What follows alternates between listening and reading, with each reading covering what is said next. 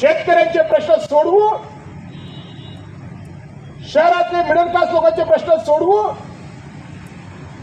कामगारांचे प्रश्न सोडवू. 12 तासाचं काम किती पैसे मिळायला पाहिजे तरी किती पैसे दिले जातात त्यालाही न्याय देईन.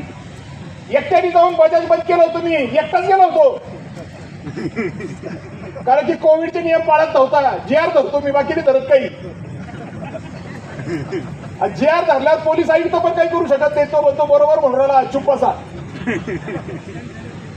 GR असं GR अभ्यास, त्याच्यावर कार्यक्रम, करेक्ट कार्यक्रम. त्यामुळे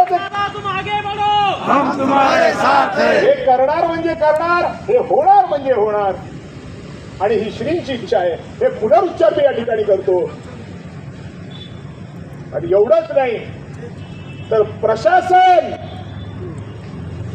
मी इथं महाराजांची क्षमा बघून, आईची क्षमा बघून एक शब्द वापरतो, चड्डीत नाही हगलं तर मग माझं सांगा तुम्ही. मग तो कलेक्टर असू द्या, महानगरपालिकेचा आयुक्त असू द्या, पोलीस आयुक्त असू द्या, पोलीस SP असू द्या. मी खासदार झालो तर मला दुसरी मीटिंग घ्यायची गरज नाही पडणार यांची. एकाच मीटिंग मध्ये करेक्ट कार्यक्रम. की साऱ्या इज्जतीने राहा. जर तुमच्या खालच्या लोकांची येणे जाणे करण्याची खबर माझ्या कानावर आली तर मी तुमचा कार्यक्रम लावून टाकेल लोकसभेत.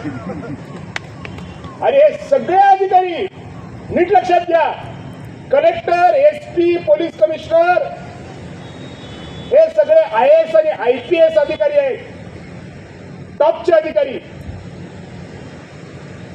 जितका सिनियर तितका वरती. आणि सगळ्यात ज्युनियर अधिकारी IAS चा कोणता असतो तर ZP चा CO. ज्याला आजकाल आपले लोक बाप म्हणायला लागले. ZP चा CO काय बाप होणार रे? आणि त्याच्या खाली BDO, आणि त्याच्या खाली ग्रामसेवक. कायच काय? आणि ग्रामसेवक साहेब, तलाठी आप्पा, कॉन्स्टेबल साहेब. अरे बस.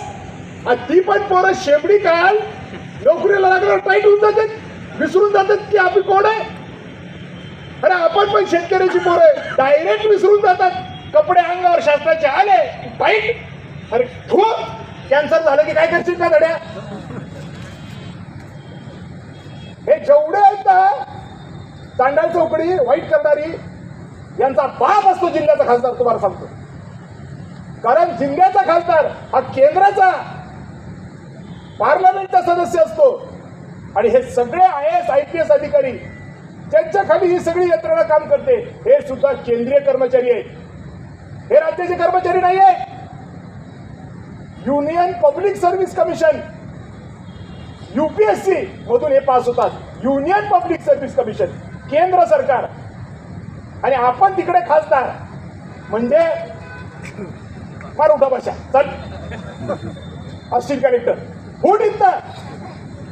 त्याला काय लागतंय? एक अर्ज स्पीकरला, हा कलेक्टर येण्याआधी करतोय, हा कायदा पाळत नाही, हा पुरावा, हा टपला. कायद्याचं ज्ञान, भाषेवर प्रभुत्व आणि टाकरपणा, पैसे न खाणं, आटोपलं. या लोकांना समजत नाही तुम्हाला वाटतं? सगळ्यांना सगळं समजतं, पण पैसे खातात त्यामुळे नट्टे होऊन जातात, बोलता येत नाही अधिकारासमोर. आणि आपण पैसे खात नाही. ती उधर तो गम्मत हो जाती ना फिर. अरे बोलने को तो टरकती मेरे को लोगों की. इसको बोलने का क्या साहब, 1-2 लाख रुपए रख लेते, कान फट्टी